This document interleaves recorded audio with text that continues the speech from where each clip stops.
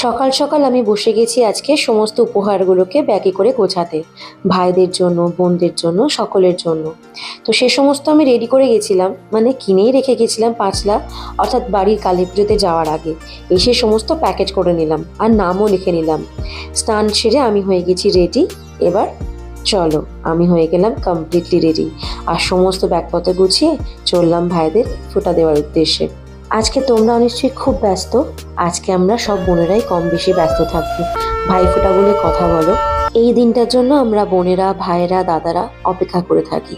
হতে পারে কথা হয়তো খুবই কম হয়, কাজের জন্য আমরা সবাই কম বেশি ব্যস্ত, দেখাও হয়তো কমই হয়, কিন্তু তাতে কি, সম্পর্ক দেখা হওয়া বা কথা হওয়া এর উপরে কি নির্ভর করে?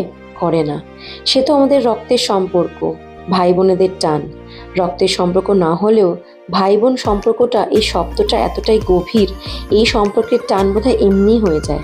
চন্দনের একটা ফোঁটা, ধান দুপুর দিয়ে বোনকে আশীর্বাদ করা, এর মধ্যেই লুকিয়ে থাকে সে সম্পর্কের জোর, সম্পর্কের টান।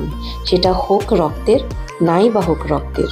আমাদের বাড়িতে আমরা কিন্তু জামাইদেরও ফোঁটা দিই, অর্থাৎ সম্পর্ক তৈরি করতে জানতে হয় আর সে সম্পর্ক রক্ষা করতেও জানতে হয়।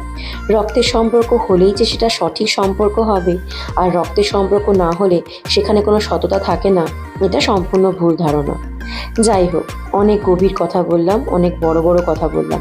এবার আসি দিনটা কিভাবে আনন্দ করেছি। এই ফ্ল্যাটটা এবছর ভাইফোঁটা হলো, আমার সেজো মাসি এই ফ্ল্যাটটা নতুন কিনেছে আর সেটা রেনোভেট করলো।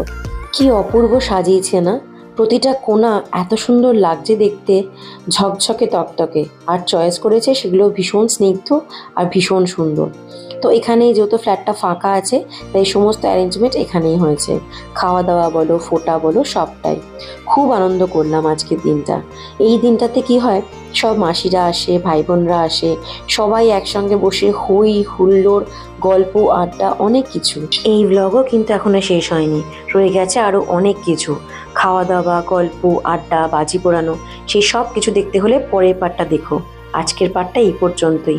ভালো থেকো।